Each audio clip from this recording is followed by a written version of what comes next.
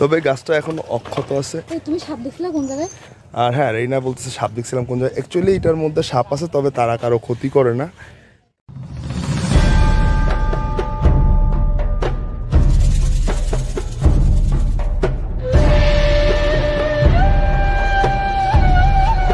ওকে, এখানে দুপুরে আমার আপু আমার জন্য, ভাগ্নি আমার জন্য এখানে বেগুন ভাজা,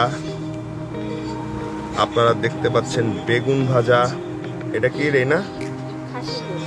এটা খাসির মাংস, আর হচ্ছে পোলাও। যে কতদিন পরে আসছি, সে কষ্ট করে, আমি বলছি যে তুমি এগুলো রান্ধো না, তারপরও সে এই রান্নাগুলো করছে। রেইনা অনেক খুশি, আপু অনেক খুশি, আমিও খুশি।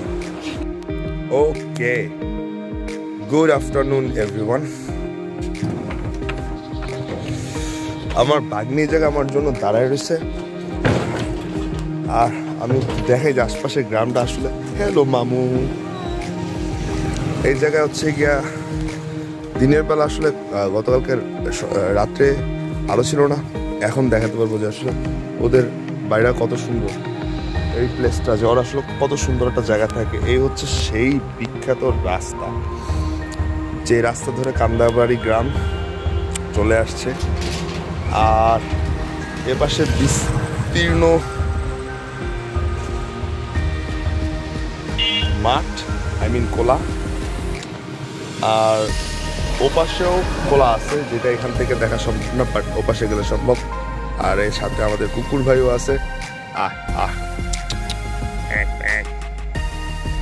আমরা এই মুহূর্তে রেইনাদের বাসায়, মানে আমার বাগ্নিদের বাসায় আসছি, আপুর বাসায় আমরা যাবনি। আর আমার বাগ্নি এখন যাব হচ্ছে শিলাইদা কুঠিবাড়ি, রবীন্দ্রনাথের বাড়ি।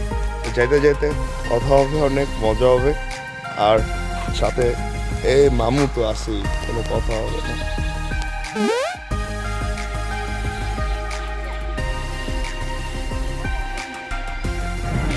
ওকে, আমরা এগিয়ে যাচ্ছি শিলাইদা রবীন্দ্রনাথ ঠাকুরের, শ্রদ্ধেয় রবীন্দ্রনাথ ঠাকুরের কুঠিবাড়ির উদ্দেশ্যে।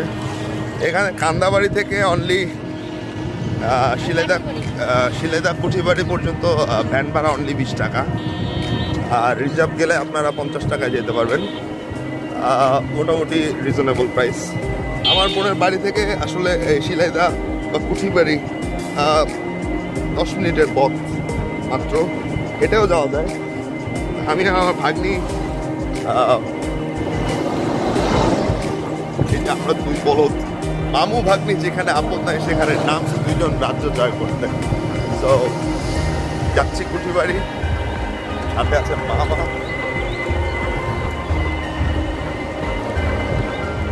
অলরেডি সন্ধ্যা নেমে গেছে, আর এই কারণে আমরা হয়তো আজকে কুঠিবাড়ি আমাদের ঢোকা পড়বে না, কারণ হচ্ছে কুঠিবাড়ি 6টার মধ্যে বন্ধ করে দেয়। সো এরপর আমরা চাইলে ঢুকতে পারতাম, কিন্তু আমরা ইনশাল্লাহ কালকে কুঠিবাড়ি কাভারেজ করবো, না কি না? আর আজকে আমরা একটু শিলাইদাতে পদ্মার যে পাড় আছে, ওই পদ্মার ওই পাড়টায় যাচ্ছি, সো দ্যাট আমরা ওই জায়গাটা ডিসকভার করতে পারি। আমি ওই জায়গায় অনেকবারই গেছি, প্রতিবারই যাওয়া হয়, তো আপনাদেরকে দেখাবো ওই জায়গাটা কেমন। আর পদ্মার পাড় আমার আপার বাসার সাথেই একটা আছে, ওইখান থেকেও মেট্রো পথ দিয়ে যাওয়া যায়। কালকে আমি ওই রুটটাও দেখাবো ইনশাল্লাহ। ওকে, এই হচ্ছে সেই পদ্মার পাড়, আর এই জায়গাটা সুন্দর শান বাঁধানো আছে, যেহেতু আলো পড়ে গেছে, তারপর আমরা যতটুকু পারতেছি কভারেজ করার চেষ্টা করতেছি। এখান থেকে যে ওই যে দূরে আসলে ওপার দেখা যায়, এই ওপারটা হচ্ছে বেসিক্যালি আপনার পাবনা। ওপার থেকে আসলে পাবনা মেন্টাল হসপিটাল 30 টাকা ভাড়া। আর এদিকে হচ্ছে গিয়ে আপনার কোনো একটা পারমাণবিক চুল্লি, যেটা রূপপুরেরটা সম্ভবত এইদিকে, এইদিকে। আর এছাড়া হচ্ছে গিয়ে এখানে দেখা যাচ্ছে কিছু মানুষ, মেহনতি মানুষেরা কাজ করতেছে দিন শেষে। এখানে এই নদীতে আসলে কোনো লঞ্চ চলে না, তবে কার্গো, ট্রলার এবং অন্যান্য নদীর যে ট্রাফিকের যে জিনিসগুলো আছে ওগুলো চলে, বাট শিপ টিপ এদিকে খুব কম চলে।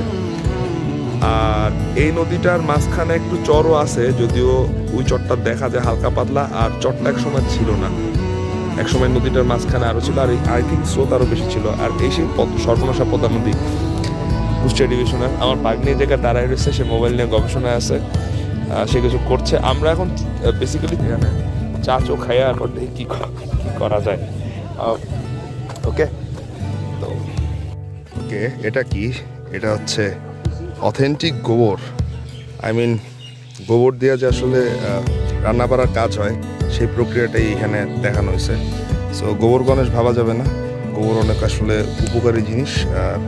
এটা দিয়া যখন এটা রান্না করার ক্ষেত্রে ইউজ হয়, এটা জলে খুব তাড়াতাড়ি না, খুব তাড়াতাড়ি জলে, এটা খুব পাওয়ারফুল। আর ওইখানে এই যে প্রসেসিং চলতেছে টোটালি, যে আসলে কিভাবে আসলে গোবর দিয়া তৈরি করা হয়, যে নামায় ফেলতেছে আন্টি। এই সুতাগুলোর সাথে এগুলো বেঁধে রাখা হয়, আর এগুলো শুকায় গেলে পরে দেন এগুলো রান্নার জন্য বেসিক্যালি ইউজ করা হয়। প্রক্রিয়াগুলো দেখেন, হাজিতে করে যে নিয়ে যাচ্ছে।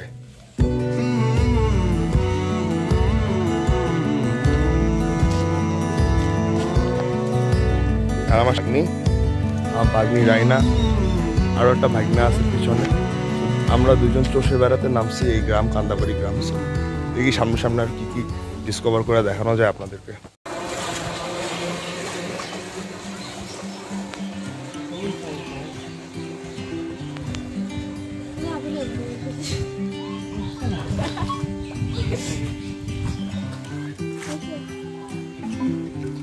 কান্দাবাড়ি গ্রামে এইখানে হচ্ছে এটা একটা কোমরকান্দির কবরস্থান।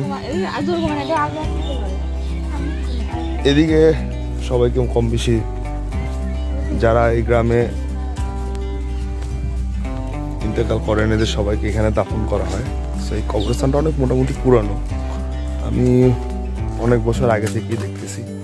এইখানে আমাদের এইখানে আমার দুলাভাইয়ের বাবা বা আরো ওই ফ্যামিলির অনেক বিশিষ্ট লোকরা আসলে সাহিত্য আছেন। আর এই রাস্তা ধরে আসলে আমরা হেঁটে যাই গাংপাড়ে। গাংপাড় বলতে আমরা বুঝাই নদীর পাড়। আর নদীর পাড়ে যাওয়ার জন্য এই রাস্তাটা একদমই মানে এটা আসলে মেঠো পথ একটা।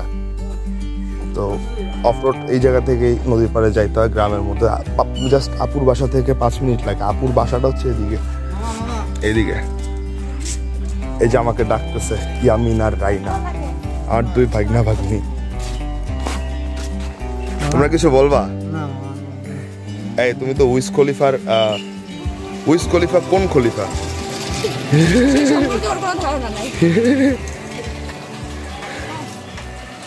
আমরা এগিয়ে যাচ্ছি।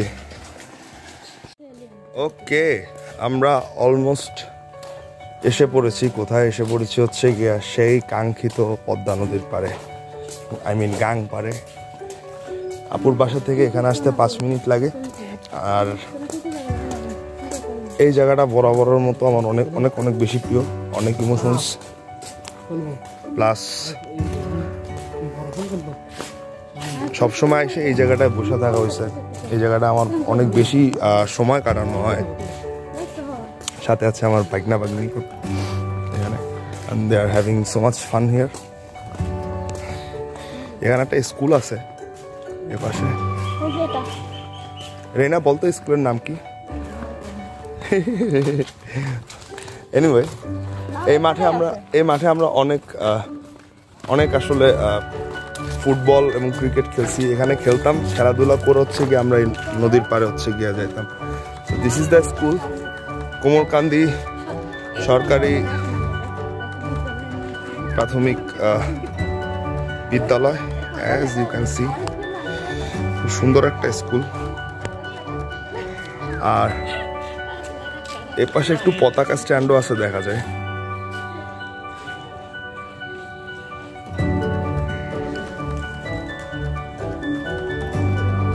সম্ভবত এখানে টিচার্সদের রুম, এর পাশে পতাকা স্ট্যান্ড।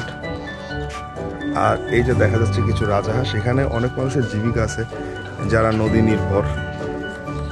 আর অনেকে জেলে, বিভিন্ন পেশার লোকজন এখানে থাকে। আমি চলে যাচ্ছি একটু নদীর পাড়ের দিকে।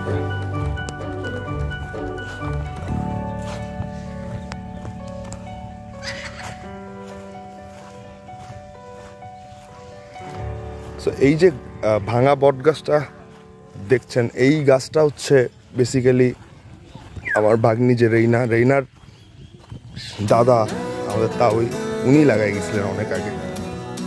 আর আমি এখানেই সব থেকে বেশি টাইম স্পেন্ড করছি, অনেক সময় এই জায়গাটা।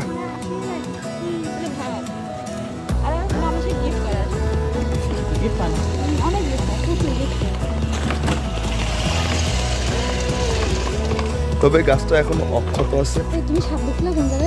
আর হ্যাঁ, রেইনা বলছে সাপ দেখছিলাম কোন জায়গায়। অ্যাকচুয়ালি এটার মধ্যে সাপ আছে, তবে তারা কারো ক্ষতি করে না, তারা অনেক ভালো এবং অনেক ভদ্র। আমার মজার এক্সপিরিয়েন্স আছে এই জায়গায়।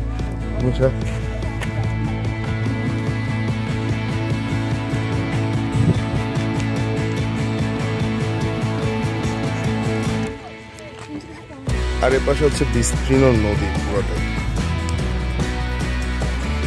পদ্মার পার। আর ওপার যে দেখা যাচ্ছে ওপারটা হচ্ছে পাবনা। এই ওপারে প্রথম হচ্ছে কুমারখালীরই একটা জায়গা আছে, ছোট উপজেলা। ওই উপজেলাটার পরে পাবনা আর কি। তো দূর থেকে অনেক দূরে, এখান থেকে অনেক দূরে শিলাইদা।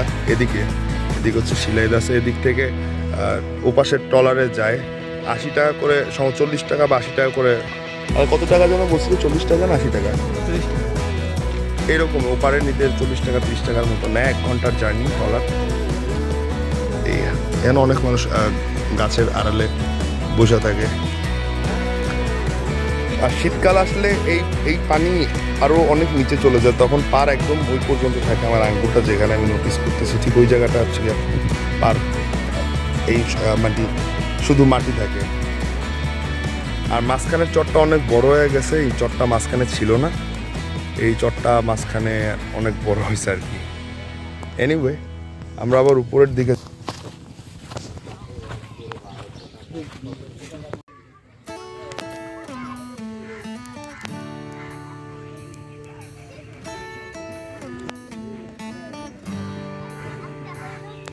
মনা, গাং পারে এসে তুমি কেমন বোধ করছো মনা? অদ্ভুত একটা ফিলিংস কাজ করছে। তারপরে জায়গাটা অনেক সুন্দর। এখানে মানে আসলে পরে মানে অন্য কোনো চিন্তা ভাবনা মানে কাজ করে না। ওকে, তোর কি এখানে এসে টাইম কাটাতে ভালো লাগে মনা? ওকে, আমার আসা হয় না এখানে, অনেকদিন পর আসছে, তো এসে অনেক ভালো লাগতেছে। তো যারা আসে নাই তারা যেন এখানে আসে, এটাই। ওকে,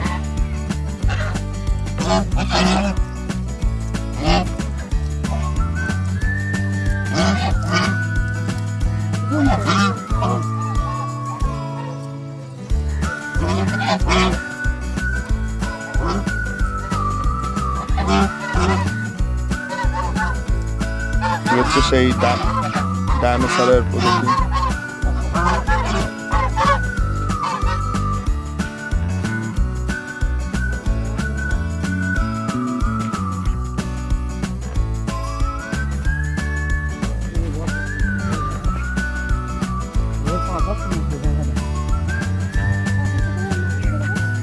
बहुत बस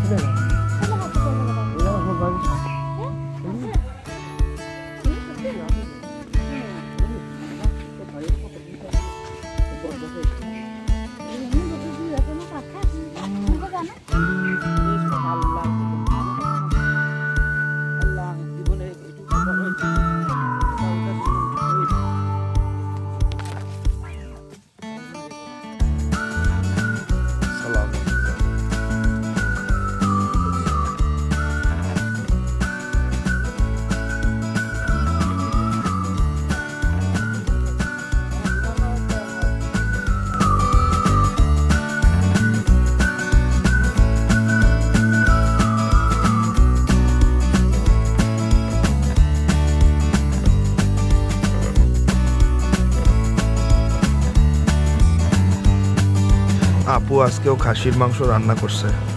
খাসির মাংস না খাওয়া পোলাও না খায় ছাড়বে না।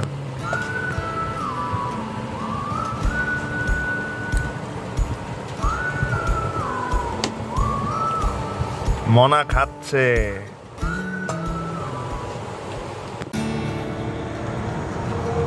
রাত বাজতেছে 11টা। রাইট নাও আমি